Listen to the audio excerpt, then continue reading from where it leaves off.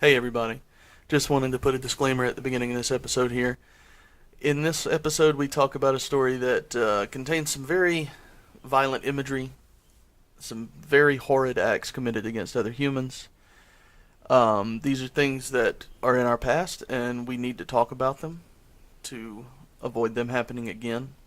We try to keep it light on this show as much as possible. This made us quite uncomfortable, but we tried our best to keep it light and fun and funny, and we hope that everybody is okay with it. Listen at your own discretion.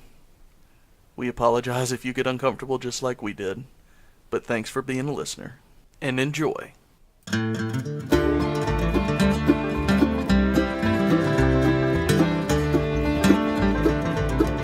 I'm Leah Lawrence. And I'm her husband, Mitch Lawrence. And you are listening to the Southern Spirits Podcast, where I regale my husband with Southern stories of the macabre, creepy, and strange. And I drink.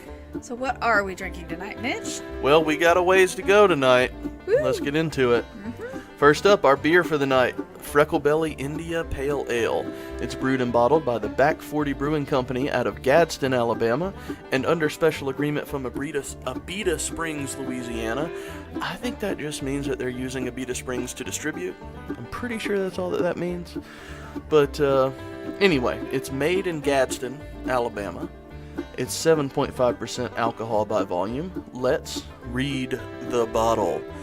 This full-bodied India Pale Ale is loaded with fresh hops for a powerful blend of citrus, pine, and fruit aromas. The firm malt backbone works well with the bold hop finish that everyone expects from an IPA. Belly up, hop heads! I say this has an above-average hop flavor. Fantastic if you like a bitter beer, and I love a bitter beer. It gets a 9.5 out of 10 overall.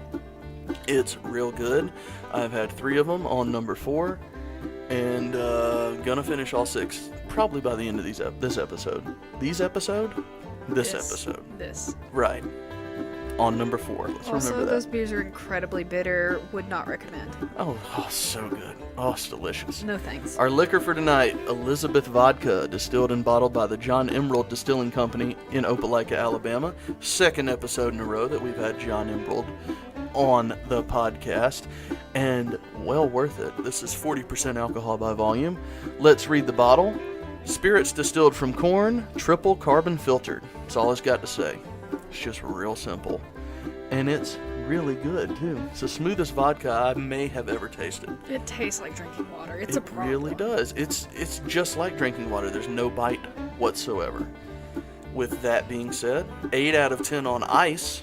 Just put it on ice and you might like it just as much as I have. 9 out of 10 overall, but 10 out of 10 in a cocktail. And here's what we put in it. Our mixer for tonight is Old Fashioned Birthday Cake Black Tea Blend. We got the concentrate from the Piper and Leaf Artisan Tea Company here in Huntsville, Alabama. All teas from this Piper and Leaf Tea Company are blended and brewed in Alabama.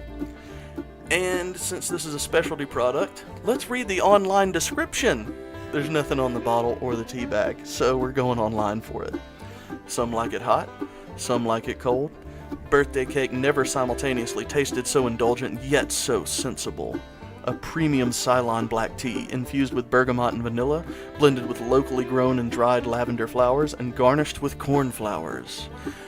I'm not sure if I said Ceylon correctly, but that's what we're going with.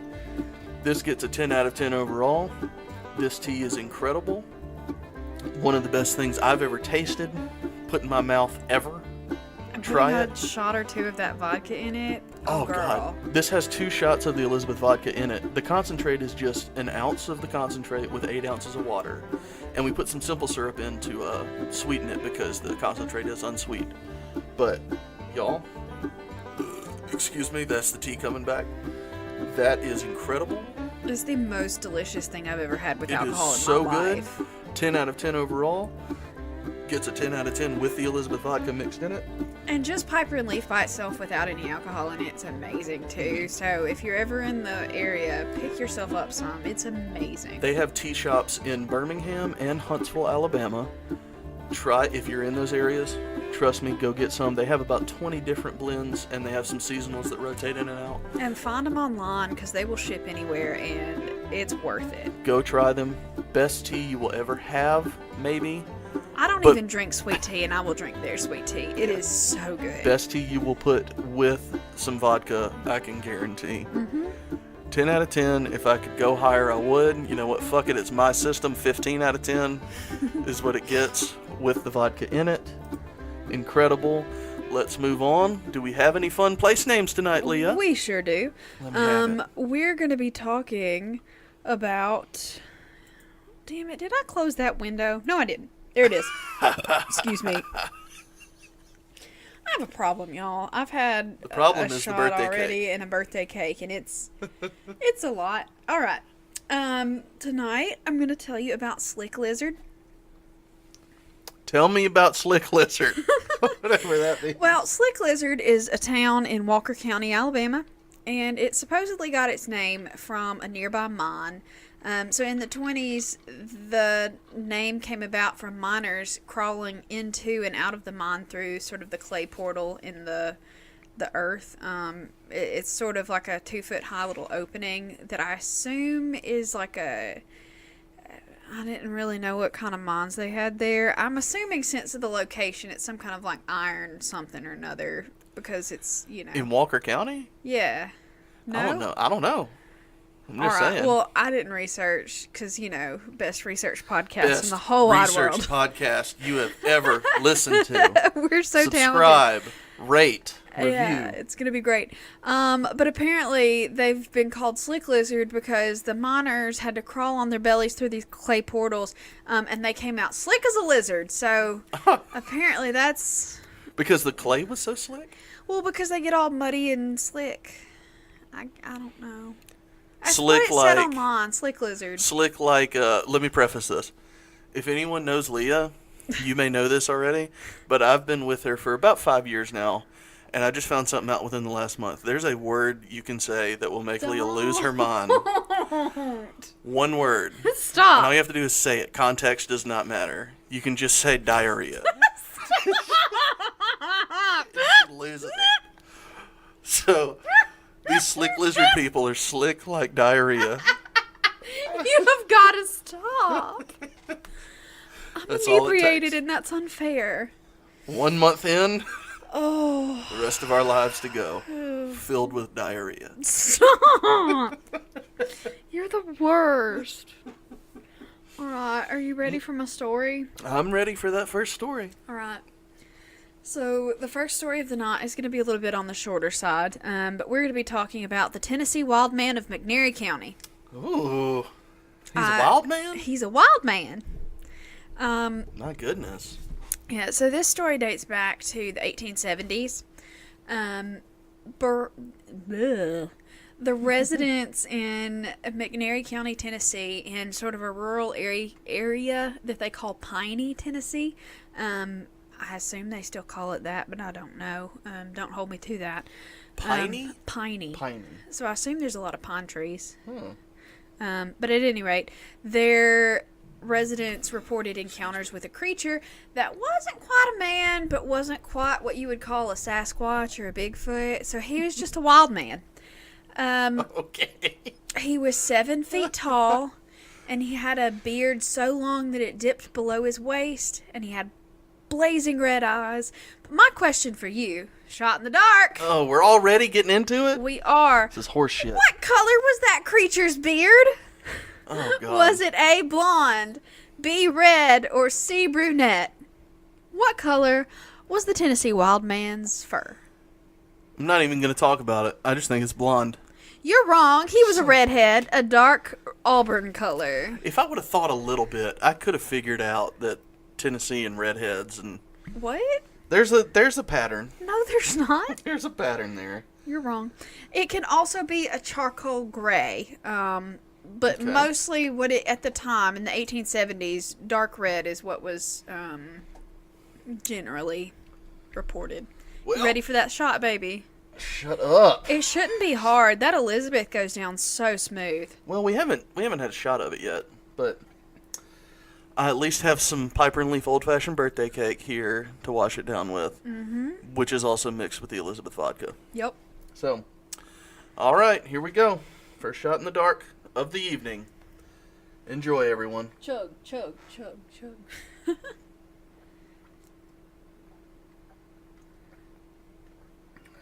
How was it? I don't even think I had a shot. There you go. That stuff's good. Y'all, that stuff is really good. John Emerald will be back on the podcast, as it was last episode. It will continue to be here, because we have two other iterations. I know they make whiskey and gin. Buh. I don't know about the gin, though. I don't drink gin. We may never have gin. I apologize to anyone looking forward to the John Emerald gin episode. All right, so the Tennessee wild man had, red hair because obviously, and it was 7 feet tall, blazing red eyes, a huge beard that dipped below its waist.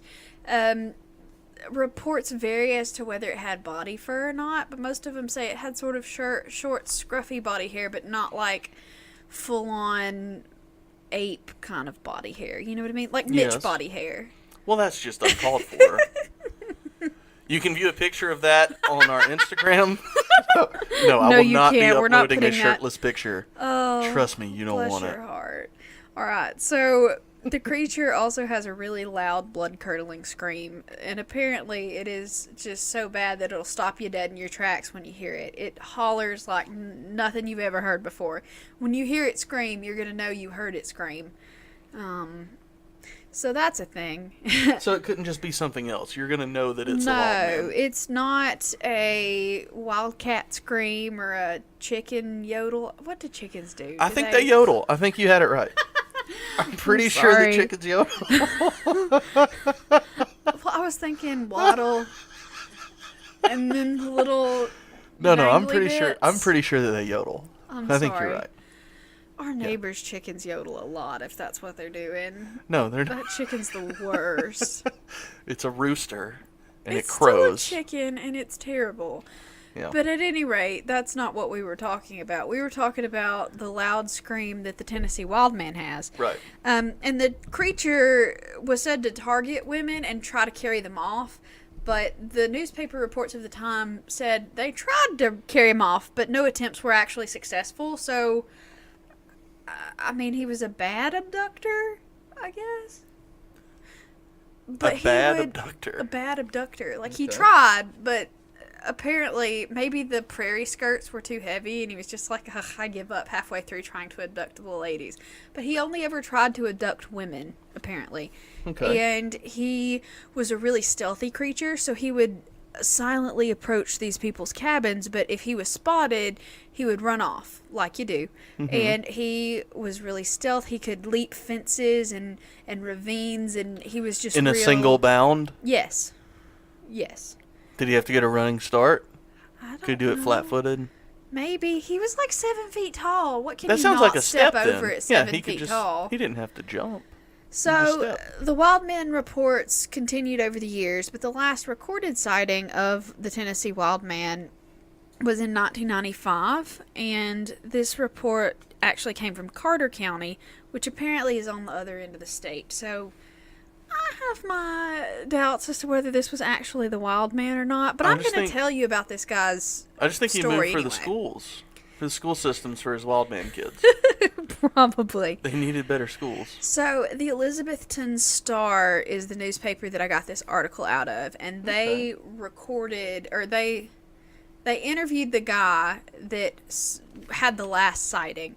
And he was being interviewed because he was on one of those, like, Discovery Channel Monsters in America kind of shows.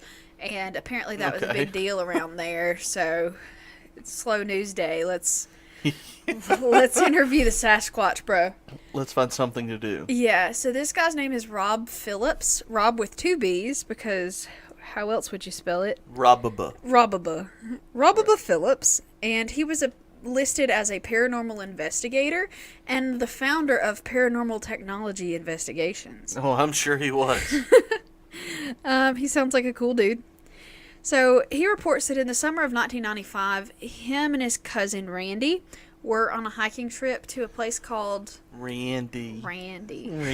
Stop. He was on a hiking trip to the Watauga Falls. No, not falls. Cliffs. Watauga Cliffs. Okay. Excuse me. And this is the quote. And I'm going to do it in his voice because I know what he sounds like for sure. I don't know that that's a good idea, but I'm all for some voice acting. All right. I'm real good at this, y'all. I have a theater degree. Let me work. It was like everything in the woods just stopped. There was no sound at all, and then we heard twigs snapping, and there was this scream, and it was like nothing we had ever heard before. It was not a human sound or an animal sound. Then we took off. All right. Is that the whole quote? Yeah. Because you didn't say that Rob was gay. Stop. You didn't say that he was a gay man. That's so rude. How is that rude? Just a lady. What? Who's a Well, lady? I am. Oh. I'm not going to Well, yeah, have a you're a deep, lady. manly voice. You said you were going to do the voice, though. Yeah. You didn't say you were sorry. doing the gay voice. He's not. I don't know his sexual orientation, and I'm not going to try to gender this person. I'm open and accepting, and I love absolutely everybody. So. Hey, so do I. I'm just saying, you put on a gay voice. How are you trying to sexually orient my voice? You're right. I shouldn't assume the sexual Rude. identity of your voice. Rude. I apologize. All right, well, let's keep going. Okay. So, him and his cousin got, like, separated in the woods because apparently it was dark, although they didn't really say that to begin with, but I guess it was nighttime. And Phillips found a spot in a tree to, like, hide against and stayed there, sort of freaked out because they heard this sound. And Hold on. A tree to hide against? against, yeah, like he... Maybe like behind? Well, no, like a I big have old so many tree, burps, and I'm he like sorry. sort of huddled down to protect his back, because like when you're hunting or whatever and you don't know where something's at, you want to make sure that your back is covered and you can shoot whatever's in front of you, but like you can't shoot what's you can't see. So you put Okay. like a tree or something, like a wall or whatever that you can behind your back, so you Okay. can I got it. protect your back while you're... Sometimes, Yeah. y'all, I need some help. Well, you're cute though. It's fine. I'm sorry. I'm not cute. Go to our Instagram. You can see that for yourself. Oh. Go ahead. So he heard the sounds of the twigs breaking and just, you know, general animal noise. And he heard it coming from the trees above him. So, you know, sneak attack. And he heard something really large up, maybe 20 feet up in the trees. And then this is another quote. Do it again. Do his voice. I saw it in the tree, and then I saw my cousin, and we took off. We made it to the top of the hill, and at the bottom of the hill, he was growling. We ran for the cars and got out of there. He was growling. He's growling. So this guy described the Tennessee wild man as stout, standing around 9 feet tall, which apparently the wild man has grown in the 100 or so years. I just think, first of all, at least by his voice, Rob sounds a little slow, so he may not be sure the difference between 7 and 9 feet. It is a very, you know, in the dark. Who knows? Maybe he was exaggerating, but we went from 7 to 9 feet tall in about 100 years, so I don't know what's going on. Things grow. And he said it was covered in a charcoal gray fur. It wasn't shaggy. It wasn't fun. It was just like fur. And he said the creature had red beady eyes and really long arms and sharp-looking claws. But he stunk to high heaven. It was gross. What did he smell like, Rob? I got something on that too. Oh, well. I was told that if you're out in the woods and the smell of death comes, to get out of there. I know what they mean now. That night I smelled a stink like something had died. It smelled like a body had died and been left laying out in the sun. So that's how it smelled. Rob has ceased to sound like a gay man. It is now sounding like your grandmother. It might actually be my grandmother. I'm sorry. Your grandmother moved and changed her identity from Rob Phillips. Oh, bless it. I'm sorry. He said that his cousin and he were pretty sure that they had experienced something at the time, were freaked out, But, you know, they had heard about, obviously, things in the woods and Sasquatches and wild men and all that stuff, but they didn't believe it before, but now they believe it. So Tennessee had Sasquatches? Well, I mean, everybody's got Sasquatches. It's just what you call your Sasquatch. And apparently this one's the wild man. Okay. Although, like I said, they were initially saying it wasn't quite a Sasquatch, it wasn't quite a person, so we're going to call it the wild man. But I mean, honestly, this doesn't even sound like that same wild man reporting from the 1870s. That guy just sounded like a creep that grew a really long beard and was a little furry. You got a few hiccups? Shut up. All right, and then... Oh, God, this is our best episode so far. No. Yeah. So, the guy said, it doesn't feel good to be here. I've been nervous the whole time. It's the first time I've been back. So, that was when he was talking to the reporter.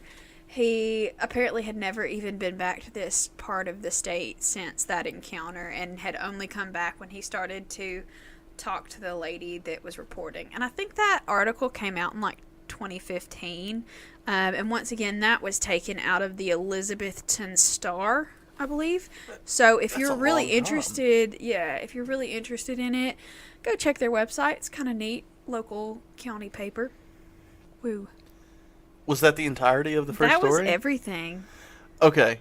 First of all, if that was in 05, how old is Rob Phillips? Not 05. I think it was 15 is when it... 15? Oh, never mind. 2015 is when the That's 20 article years. came out.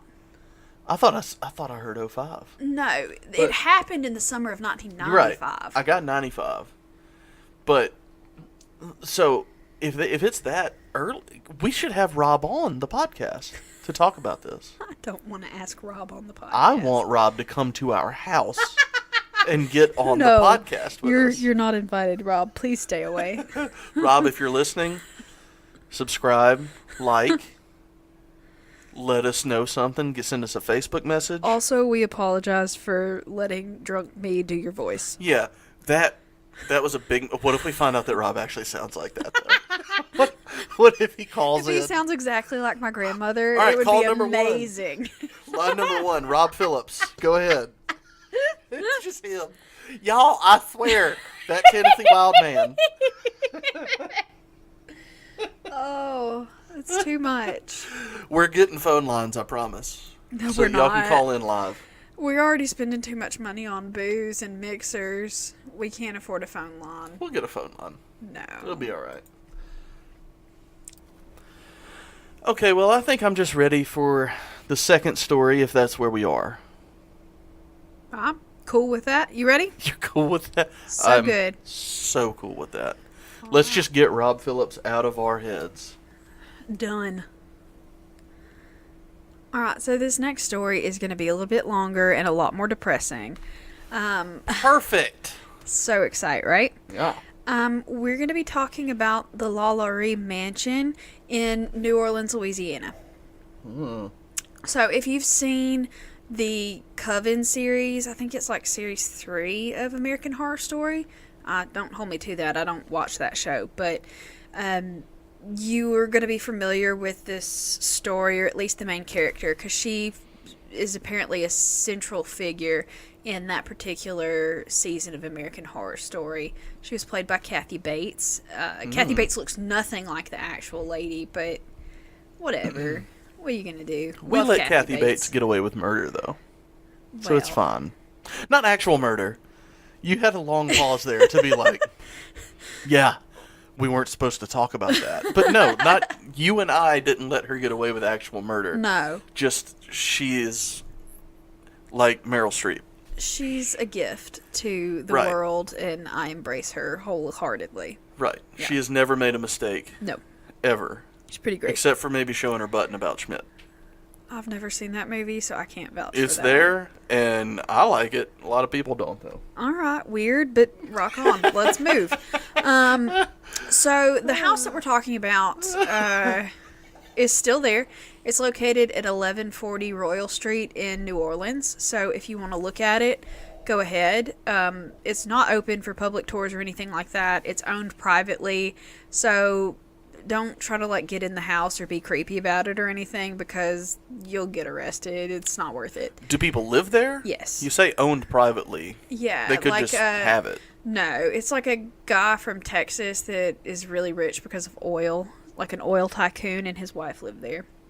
Well, fuck that guy then. Yeah, well. No, you're right. We can't advocate No. breaking into a house. Leave the house alone. Yeah. We're clear. They're very serious about not letting people, like when that show was filmed, they had to film it like the exterior a couple houses down and then the interior was somewhere else because they would not let them inside at all, period, to film because, I mean, it's their house and they don't want to. And it's a historical thing as well. Yeah, it is. You can't just let people around that. Well, I mean, you could, but they didn't want to, so that's their prerogative. They probably spent a crap ton of money where it's at on that building, so, I mean, rock on. But at any rate, you can go see the house, but, like, don't touch it. So walk up and poke it. Now, you can take ghost tours and stuff around there, and they will walk you in front of it, and you can stop and listen to the stories about the house there, but you're not getting in the house. And if anybody says they're going to let you in the house, they're wrong. So, unless it's that guy from Texas. Unless you personally know that guy. Yeah. If you have a friend from Texas that says, I can get you into this house. Into the, what is it, Lalaurie? The Lalaurie. Lalaurie.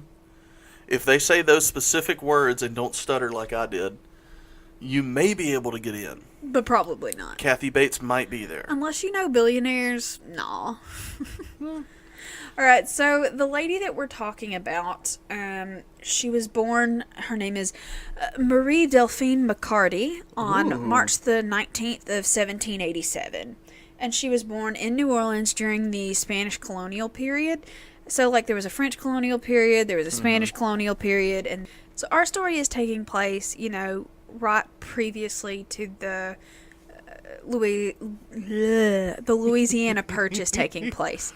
So Delphine is what she went by, and she was a socialite from a very wealthy, prominent family. They had family members in business, and there were government officials and military officials, and these were just wealthy, fancy folk.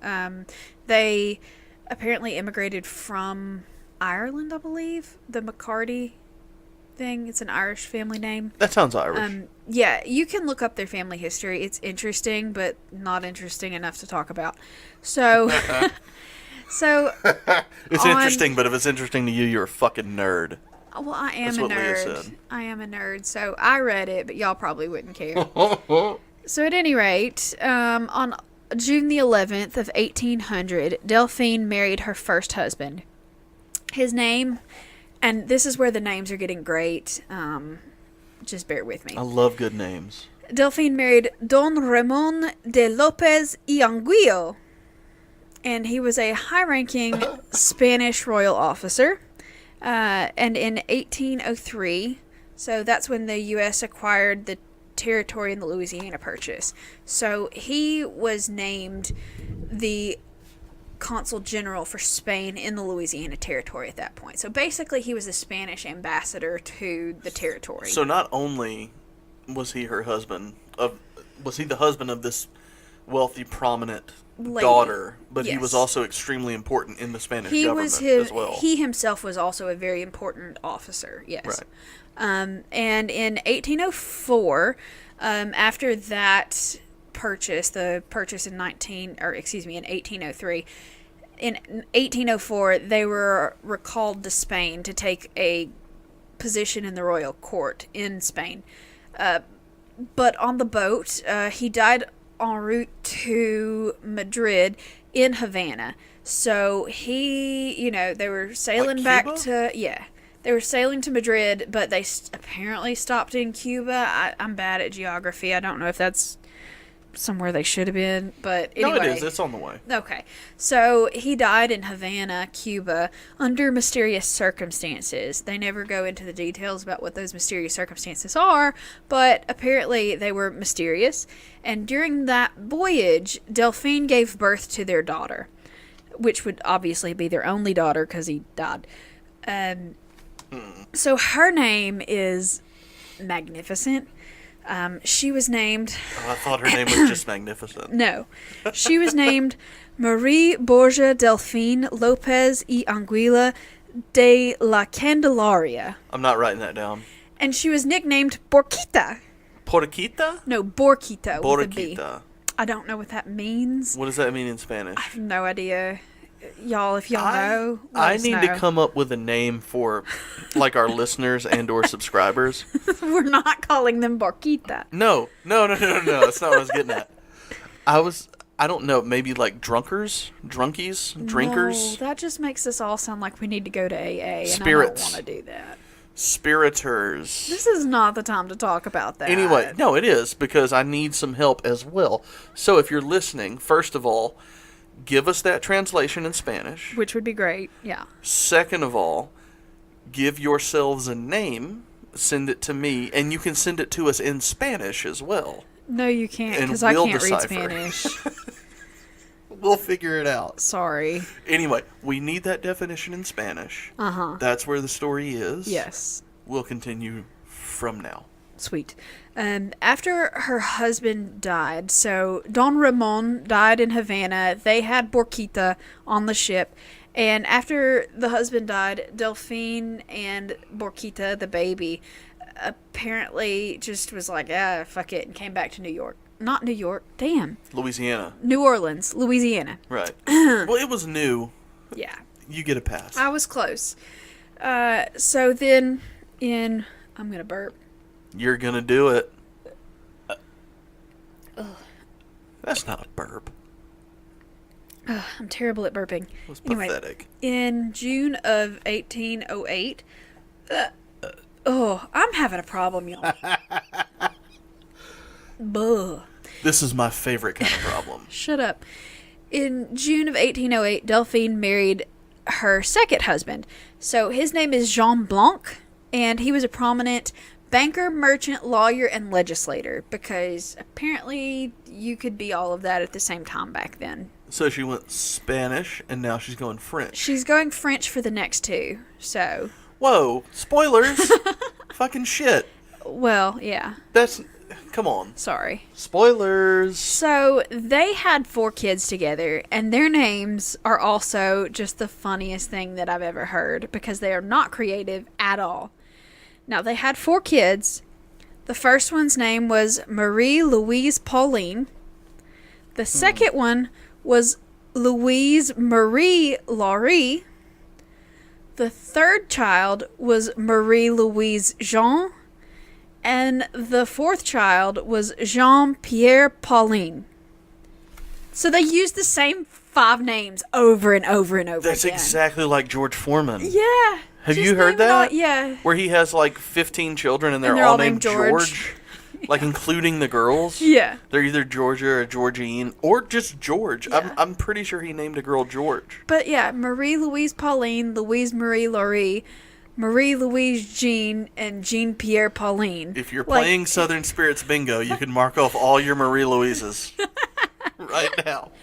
But then he died in 1816, so she was left a widow once again. I think she's killing these fuckers. I mean, maybe, but there's no Did no, I like, stumble upon evidence. something? There's no evidence or historical Did I evidence, find something? backupment. I don't know what the word Backupment. is. Backupment. That's it. Backupment.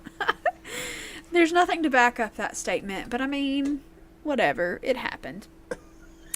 And around 1824, she met her third husband. He was a young French doctor. His name was Leonard Louis Nicolas Lalaurie. And My he goodness. was 20 years younger than she was, because Oh. you get some girl. Mm. He was supposedly hired as a physician for their youngest Marie daughter. Delphine got her groove back. Get it, girl. Although not really, because you're about to understand that she Leah, was not a spoilers person. Anyway, repeatedly. so he was hired as a physician for her youngest daughter, but Delphine apparently just had the hots for him because he was real cute. And lo and behold, Delphine became pregnant. And Lalaurie immediately returned back to Paris. Bye. But his brother pressured him to return back to New Orleans and marry Delphine, and he did on June the 25th of 1825. Good for him. Good Yeah, for him. He manned up and took responsibility. What a good man. Yeah, definitely. Yeah. Fine. And then in 1831, this is where the house comes in. So Delphine purchased the property at 1140 Royal Street, and in 1832 they built the mansion and the slave quarters there. And we've made it to our shot in the dark. This one took long enough. Sorry. I forgot there was one coming. What celebrity once owned the Lalaurie Mansion? Was it A, Johnny Depp, B, Keanu Reeves, Excuse me. or C, Nicolas Cage? They're all so douchey. Who owned it? No, except for Keanu. Keanu is a really nice person from everything that I've ever heard. I've never met any of these people, so. In New Orleans. New Orleans, was it Johnny Depp, Keanu Reeves, or Nicolas Cage? Alright, I am taking a complete shot in the dark just because I know Johnny Depp may still live in France. I know that he lived in France for a while. I think Keanu is a nice person, and he doesn't care. He gives a lot of money away. Nicolas Cage is a douchebag, so I'm saying Nicolas Cage. God damn it, you're right. Woo! That is deductive reasoning, motherfuckers. Stop. Woo! Oh, let's do this. That is how it is done. Context clues get you everywhere. Stop. Yeah. Gotta take this shot. Stop making me laugh. 1, 2, 3.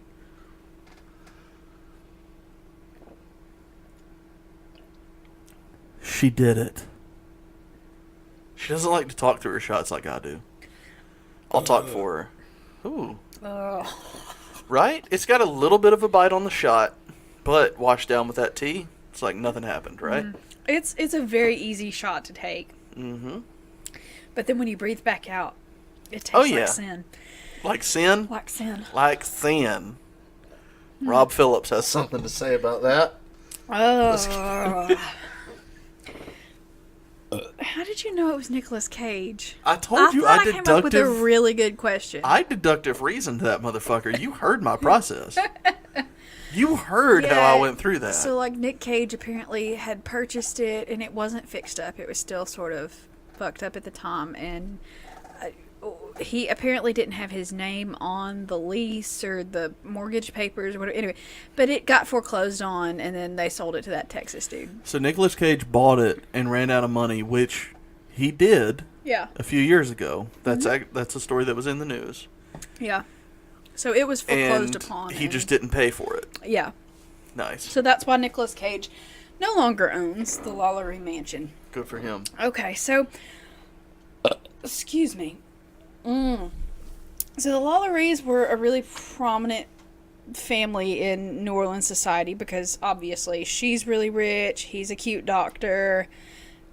It happens. And they were giving like these really lavish, elaborate cocktail parties. They were just the toast of the town. But apparently there was a dark side to Delphine specifically. There were tons of rumors going around New Orleans society about how terribly Delphine, treated her slaves. The rumors were obviously believed enough that a government inspector showed up at the home and they did a health and safety kind of check for the slaves.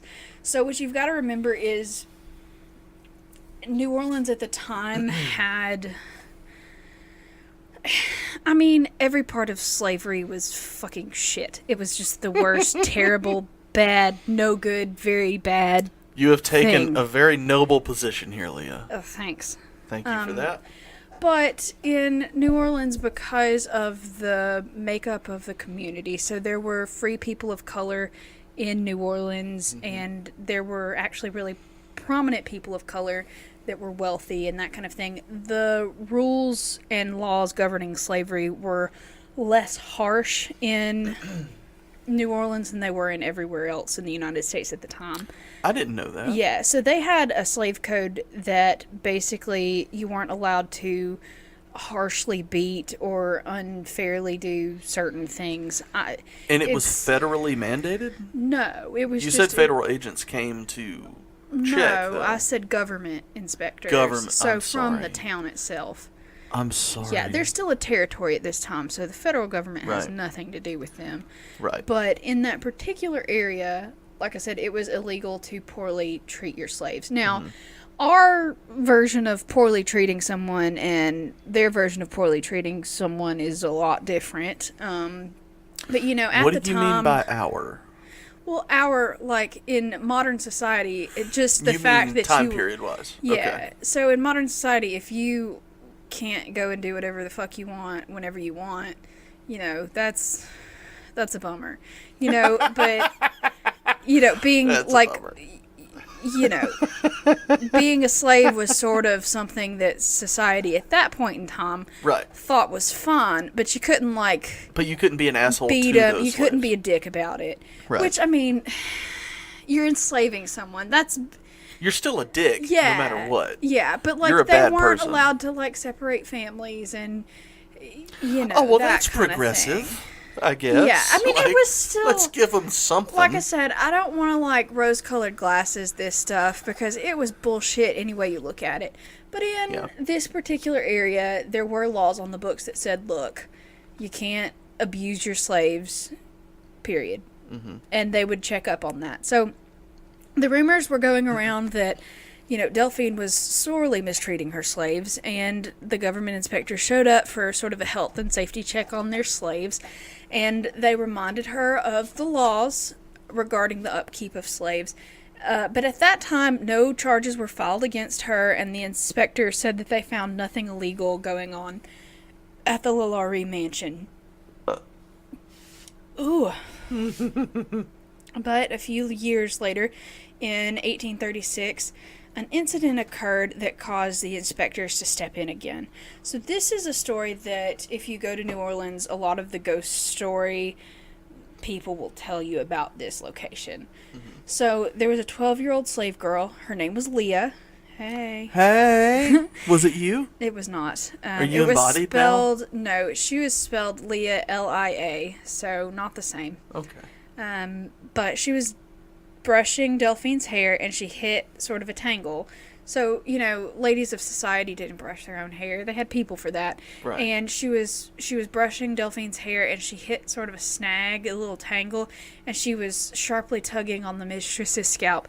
And Delphine got pissed, and she grabbed a whip, which apparently she had a whip just hanging out everywhere. If you have slaves, you have whips. I guess. Everybody knows that. Apparently.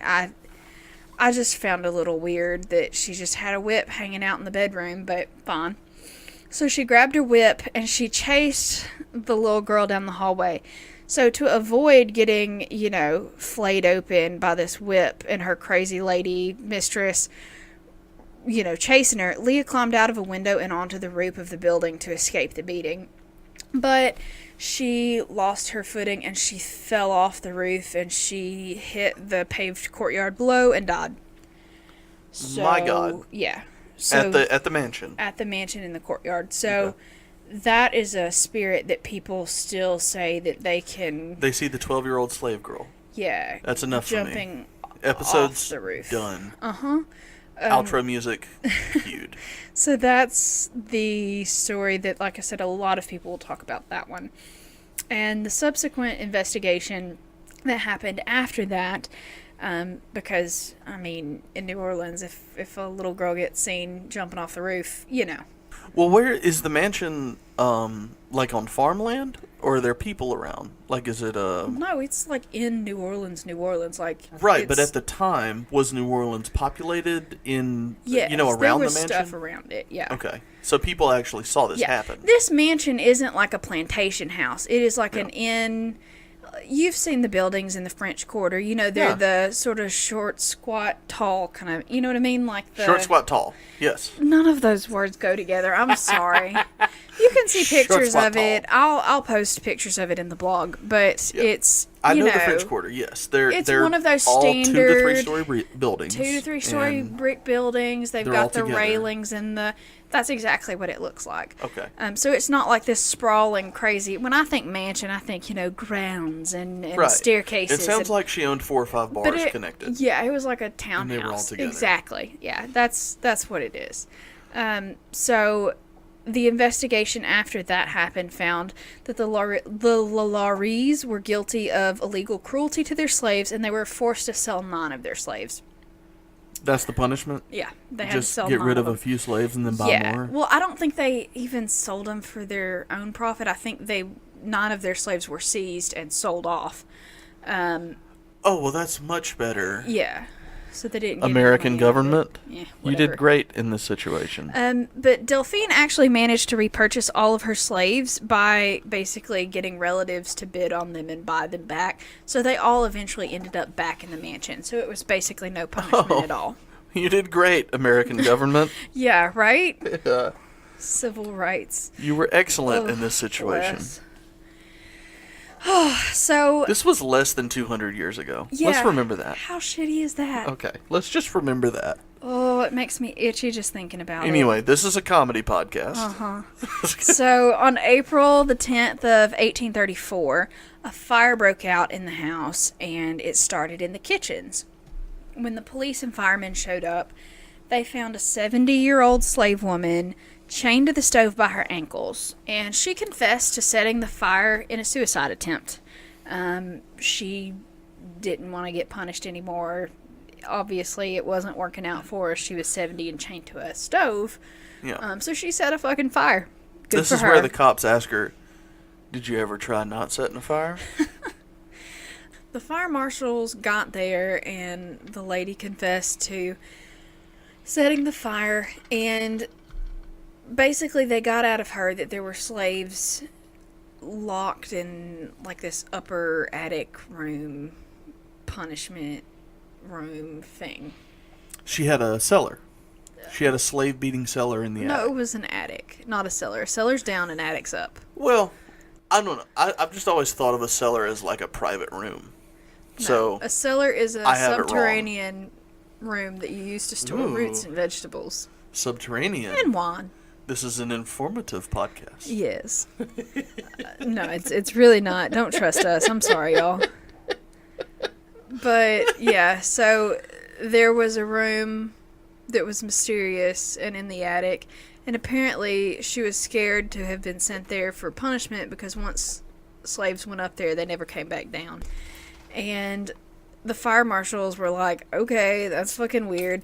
So they got Madame that's really hard to say after you've been drinking. La-la-lee? La-la-ree. La-la-ree. La-la-ree.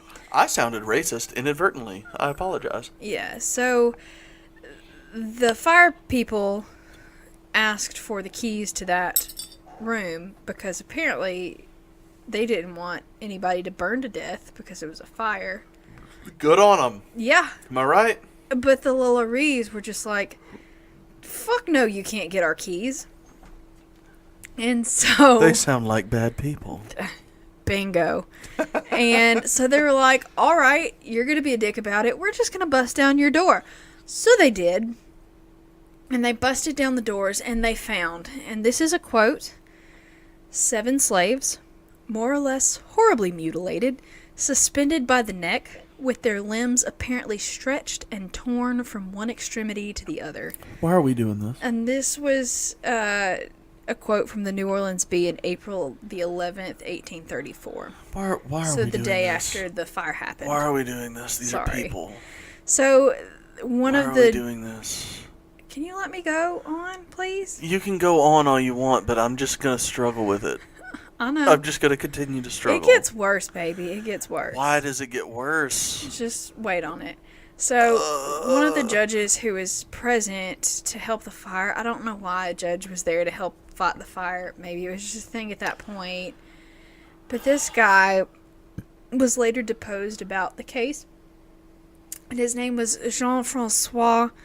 And I can't say his last name. It looks like Canongy. Try. Canongy? Canongy? Canongy. Was he... Boo. I assume he French? was French, but his last name is spelled Canonge. I'm not good with names, I'm sorry.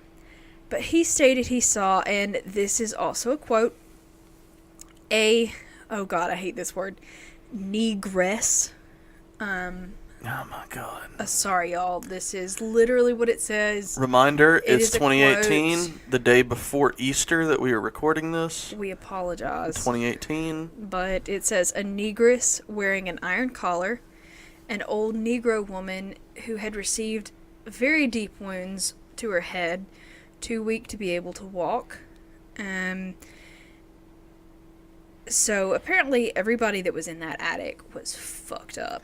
They had This been is the first tortured. time on this podcast that I can say that I don't think we should be joking anymore at this point. It's rough. This is awful, It's fucking rough. and I'm not sure. Can we get to the ghosts? Well, these are the ghosts. Okay. These are the ghosts. These are the ghosts. I understand. Mm-hmm. I don't in any way think that we should have left out their problems or Problems. the situations. Torture.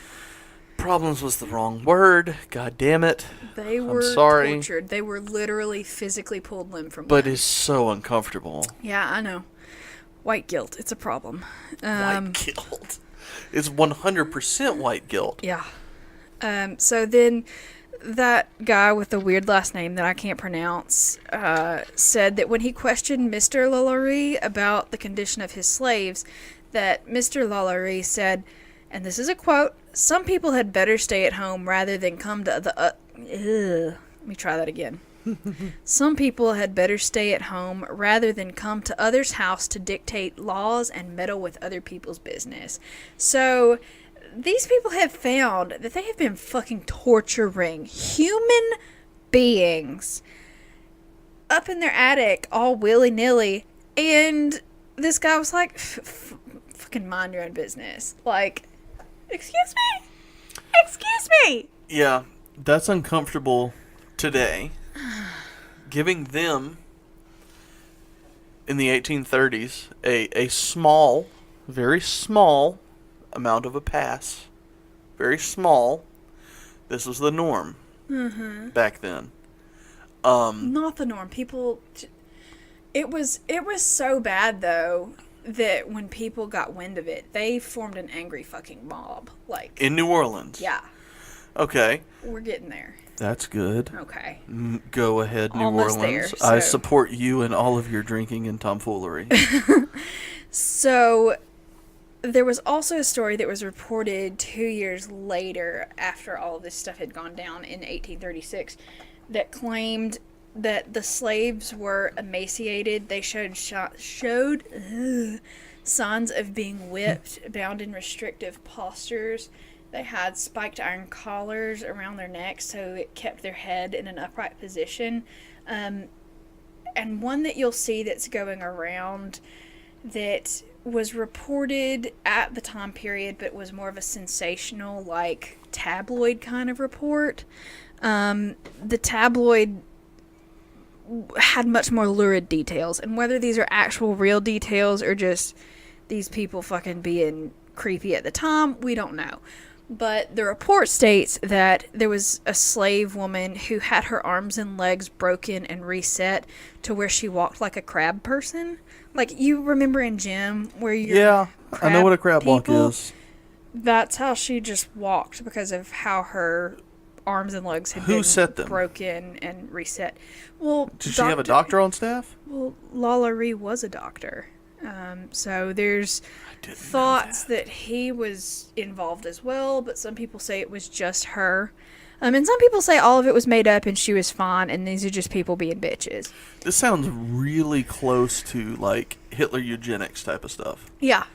Like, experimental, let's see what we can do, Yeah, but sort with of human like subjects because experimental, they're creepy. inferior to us Like, type of thing. they also talk about how one slave had her skin peeled off in these patterns that made her look like a caterpillar. They had one guy had a hole drilled in the back of his skull with like a stick sticking out of it. All of where these they people had were stirred his alive? brain. No, a lot of them were dead. Okay. But where they had stirred his brains with a stick, like Like a wooden stick? What other kind of stick is there, baby? Like off of a tree? Like, I don't know. It could have been a metal thing. I don't know, but Yeah, well, they stirred his brains with a stick through a hole in his head. Like, that's the kind of shit that is reported.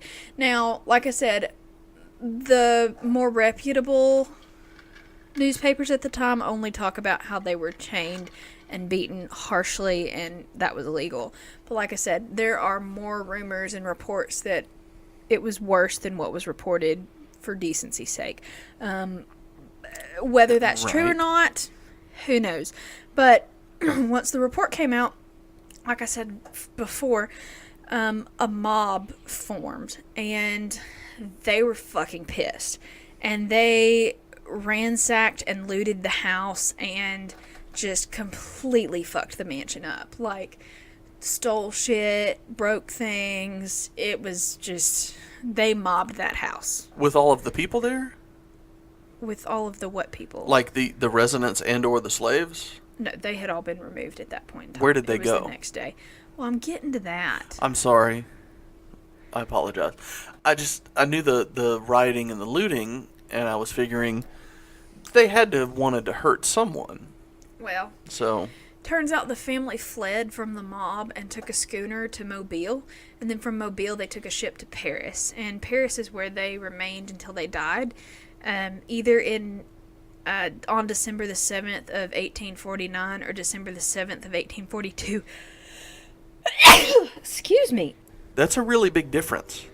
Well, yeah, there's not a whole lot known as to what actually happened to her after they fled New Orleans. So, we know that they went to Paris, and there are letters surviving from her to her children and that kind of thing, talking about wanting to go back to New Orleans. Did the children still live in New Orleans? No, they all fled to France. And there is actually this bizarre story about her dying in a boar hunting accident, which almost certainly didn't actually happen. Are there boars?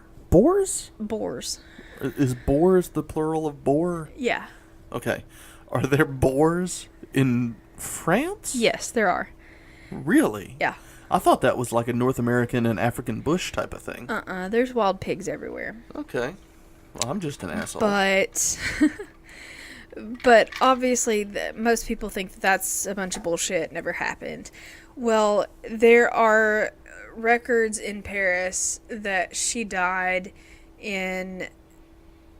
I can't remember which one was which, but the records in Paris say that she died at one point in time, but in the I think it was one of the cemeteries in New Orleans, which was one of the prominent cemeteries. It's hard. I've been drinking. Take that again. Cemeteries.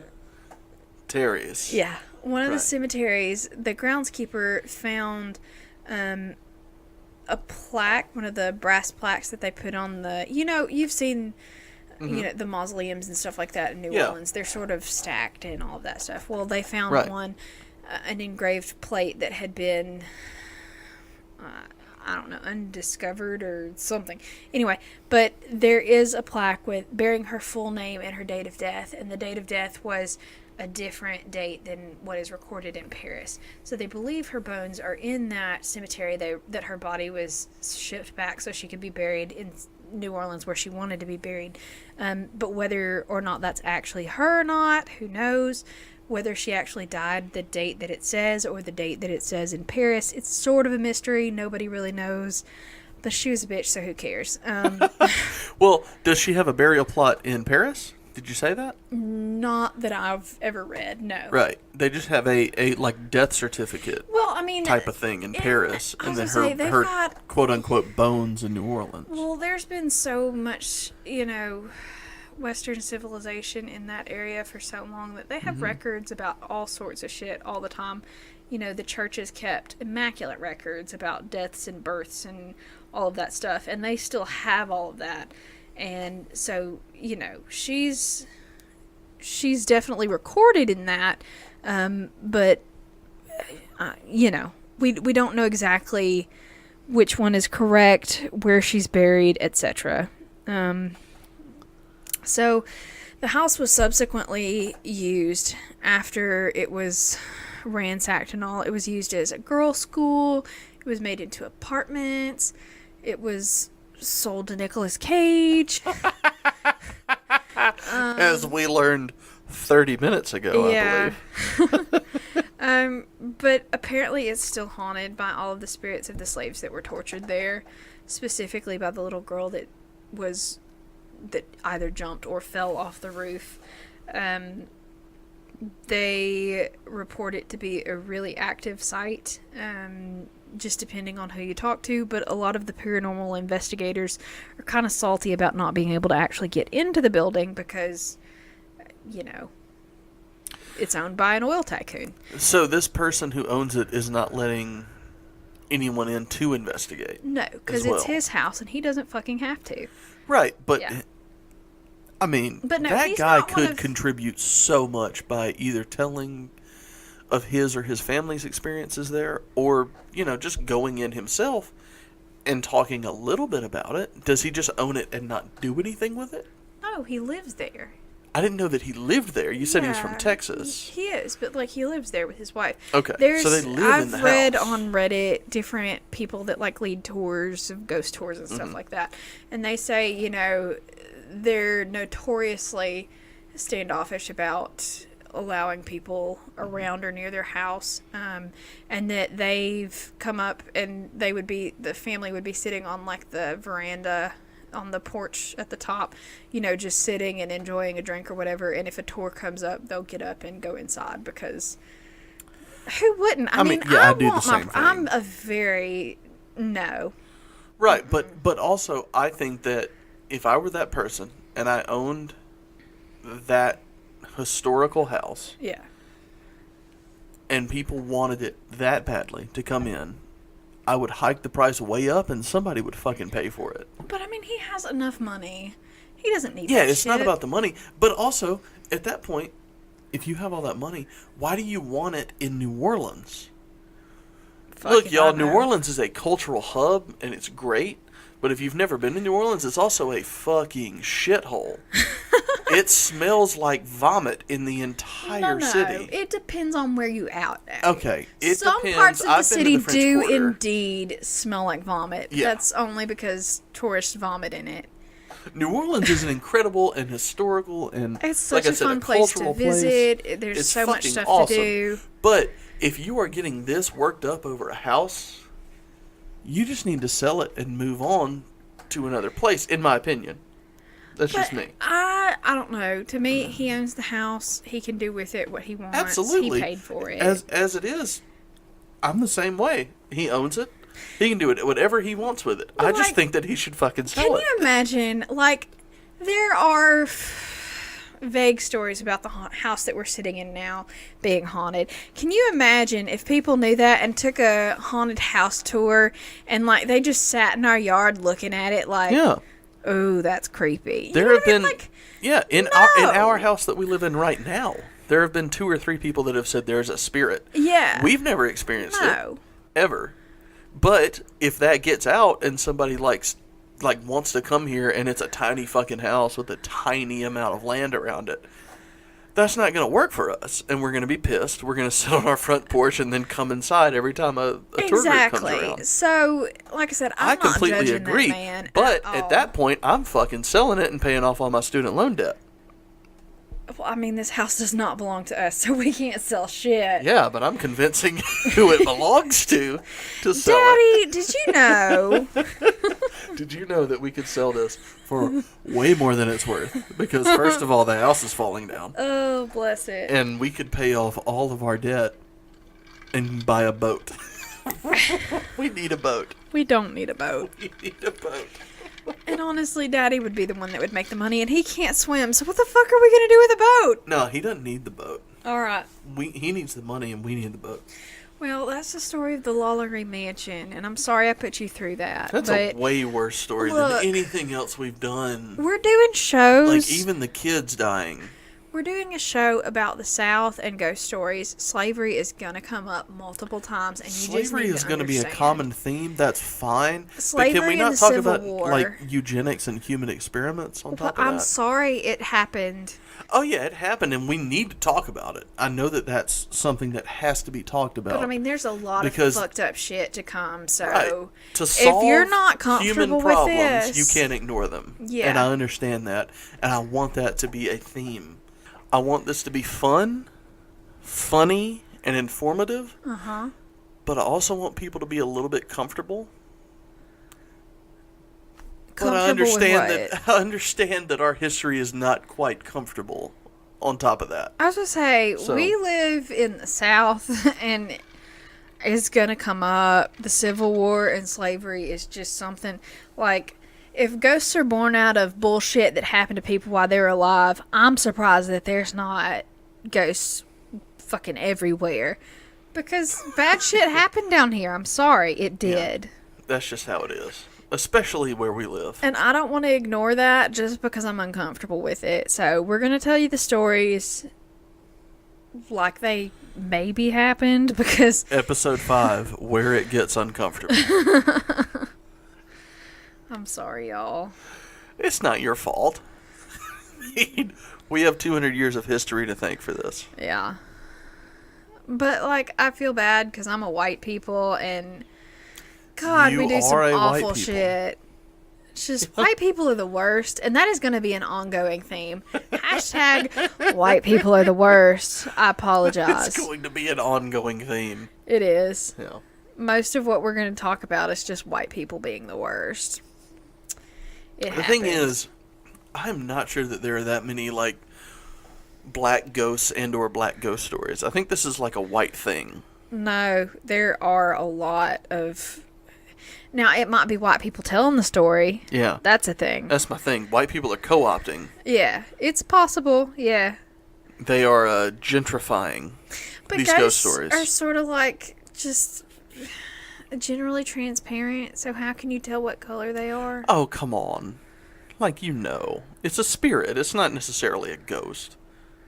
When we think ghost, we think Harry Potter. We think something along those lines. When it's a spirit, like, what it is that's there. With people who believe. I'm not a believer of this sort of thing. So, from what I can tell, people know what they are experiencing, though. It just depends on how many Ouija boards they had out and what they're talking about. Yeah. The more Ouija boards you have, the darker the person. Is what I think we're gathering. That is not at all what I said, Mitchell. There are just different forms of paranormal investigation and how they find things out. And, I mean, that's not something that you're generally going to ask, hey, are you a white ghost or a black ghost or a purple ghost or a red ghost? I need to know. Now that we have had this conversation, if I ever have an experience, that's probably top 3 questions I ask. Number 1, what happened? Number 2, why are you here? Number 3, what color are you? That is so racist. Not what color. Let's rephrase, because that's not fair. Number 3, what are you? That's way better. Are you a purple ghost? God, it makes me wish we weren't doing just Southern stuff, because then we could get into genies, and the jinn are all different colors. There are no Southern genies? Not that I have been made aware of, but y'all, if you've got a story about a Southern jinn, I want to know about it. Shit, send us a Southern genie. I want a Southern genie. Because when spirits start actually being like hierarchical. God, that's a hard word to say. Hierarchical. But like divided by their actual color. God, jinn are great, but we can't talk about them. That's sad. Oh well. So anyway, I'm sorry. I hope Mitch edits this really heavily. Well, the last like 20 minutes needs some heavy racial editing, which I think is what they were trying to do in New Orleans. Some heavy racial editing. That might be the title. Please don't call it that. Heavy racial editing. Please don't call it that. We're not going to call it that. All right. Anyway. I'm not going to get away with that. Nope. I don't even think we're going to be... No, this is all going to be cut. I don't think so. All right. We'll see, though. Are you ready for my toast? Oh, yeah. Let's get us a toast. I'm out of stuff to toast with, though. Well, you can just hoist take my imaginary goblet. Take the bottle of Elizabeth here. Tonight, we are going to toast the Tennessee Wild Man and the slaves of the South. We apologize. When you're in the woods and you hear a holler, beware of the wild man, 'cause he's a mauler. Madame Lalaurie was wealthy and rich, but it turns out that lady was a murderous bitch. Oh, gosh, she's such a cunt. Let me have a sip. Smooth. You're smooth nothing? Smooth. I'm going to whisper smooth nothings into your ear. I really didn't have anything in my cup, y'all. I'm sorry. I drank it all. Some back 40 and she wouldn't take it. It's a very pale ale. Like, Yeah. I'm a pale ale person, delicious. but that's like super pale. It's too much. It's delicious. Not for me, but rock on. So good. Alright, so that seems to be the end. I think that is the end. Thanks everybody for listening. Please subscribe, rate, and review us on iTunes. Follow us on Instagram, Facebook, and Pinterest at Southern Spirits Podcast. Follow us on Twitter at S Spirits Podcast. If you have a personal story, or if you would just like to give us some notes on the stories that we told, or if you have any alcohols that you would like to contribute to us, send us an email at southernspiritspodcast@gmail.com, and we will see y'all next week. Bye, y'all.